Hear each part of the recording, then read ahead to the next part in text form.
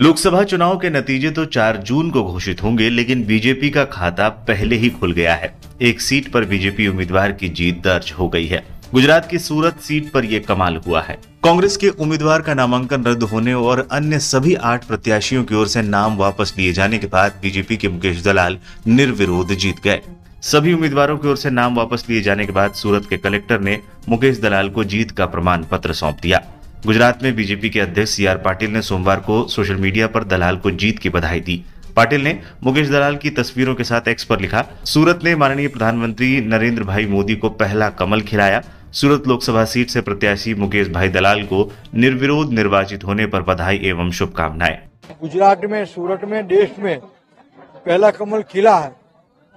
मैं ये कमल आदरणीय प्रधानमंत्री और विश्व पुरुष श्री नरेंद्र भाई मोदी साहब के चरण कमलों में अर्पण करता हूँ। किस प्रकार की ये पूरी घटना बनी जब आपको चुनाव भी नहीं लड़ना पड़ा और आप ऐसे जीत गए, क्या रहा पूरा घटनाक्रम में क्या है? कांग्रेस का फॉर्म रिजेक्ट हुआ और बाकी जो उम्मीदवार थे इन्होंने नरेंद्र भाई मोदी साहब के जो विकसित भारत की जो कल्पना है इनको साथ देकर अपना फॉर्म विड्रॉ कर लिया। बस यही चीज है। रिटर्निंग ऑफिसर सौरभ पारधी ने हिंदुस्तान टाइम्स को फोन पर बताया, सफल नामांकन वाले 8 उम्मीदवारों ने अपना नाम वापस ले लिया और इस तरह दलाल निर्विरोध चुने गए। सोमवार को बसपा के प्यारेलाल भारती नामांकन वापस लेने वाले आखिरी उम्मीदवार थे। दोपहर करीब 2 बजे जैसे ही उन्होंने अपना नामांकन वापस लिया, दलाल की जीत हो गई। सूरत में 15 से 19 अप्रैल तक नामांकन दाखिल किए गए थे। 22 अप्रैल तक नाम वापस लिए जा सकते थे। सूरत में तीसरे फेज में 7 मई को मतदान होना था। एक दिन पहले ही कांग्रेस उम्मीदवार नीलेश कुंभानी का नामांकन पत्र खारिज कर दिया गया था। इसके बाद अन्य सभी उम्मीदवारों ने अपना नाम वापस लेकर दलाल की जीत सुनिश्चित कर दी।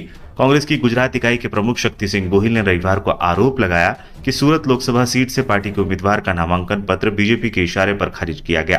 कांग्रेस के वरिष्ठ नेता ने कहा कि नामांकन पत्र जमा करने के बाद केवल इस दावे पर नामांकन फॉर्म रद्द नहीं किया जा सकता कि फॉर्म में प्रस्तावकों के हस्ताक्षर उनके नहीं हैं।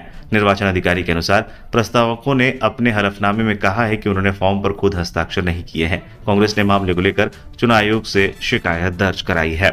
तीसरा एक बहुत ही विचित्र उल्लंघन देखा हमने, जो सिर्फ गैर कानूनी हस्तक्षेप और गलत रूप से दुष्प्रभाव डालने वाला हस्तक्षेप है। हमने ऐसा कभी सुना नहीं, कभी हुआ नहीं। मैंने अंदर माननीय आयोग को जेम्स बॉन्ड की कहानी बताई कि पहली बार तो तुक्का होता है, दूसरी बार कोइंसिडेंस होता है। अगर वही चीज़ तीसरी बार हो तो उसको शत्रु का एक्शन कहा जाता है। सूरत में ये बात बारंबार हुई है, ये कोइंसिडेंस नहीं है, ये शत्रु का एक्शन है। क्या हुआ? एक साथ 4 प्रस्तावक कांग्रेस कैंडिडेट के खड़े होकर बोलते हैं कि ये हस्ताक्षर हमारे नहीं है। चुनाव के एक दिन पहले ये कहा जाता है। उसके बाद कुछ समय तक जो कैंडिडेट है सूरत से वो भी लापता होते हैं, मिलते नहीं हैं। अब सबसे रोचक, जो कोइंसिडेंस नहीं हो सकता, जितने और पार्टियों के जितने कैंडिडेट्स हैं सूरत से सब विड्रॉ कर जाते हैं। ये ऐसा अजूबा तो हमने देखा नहीं। सूरत का कैंडिडेट इतना प्रभावशाली है कि कोई उसके विरुद्ध खड़े होकर तैयार नहीं। खड़े होने के बाद, नामांकन पत्र भरने के बाद, तो इसलिए हमने कहा है चुनाव आयोग से कि ये आपने चुनाव के धरातल को नॉन लेवल प्लेइंग फील्ड बना दिया है, समतल जमीन नहीं छोड़ी है। ये चुनाव पिटिशन का मामला नहीं है। इसमें आपका एक ही हल है, ऐसे कारनामों का फायदा न उठा पाए कोई। इसलिए अति आवश्यक है कि आप स्थगित करें चुनाव सूरत में और चुनाव की नई तारीख दें, जिससे ये संदेश बड़ा स्पष्ट जाए कि अगर मैं इस प्रकार के दुष्प्रभाव से इनको इफेक्ट करता हूँ या इनको इफेक्ट करता हूँ, वोटर हो या कैंडिडेट हो, उसका फायदा मैं नहीं ले सकता। इसलिए इस चुनाव को स्थगित करने की हमने मांग की। हालांकि जिस तरह से लोकसभा चुनाव 2024 में बीजेपी का खाता खुला है, इसको लेकर सोशल मीडिया पर भी जमकर चर्चा हो रही है।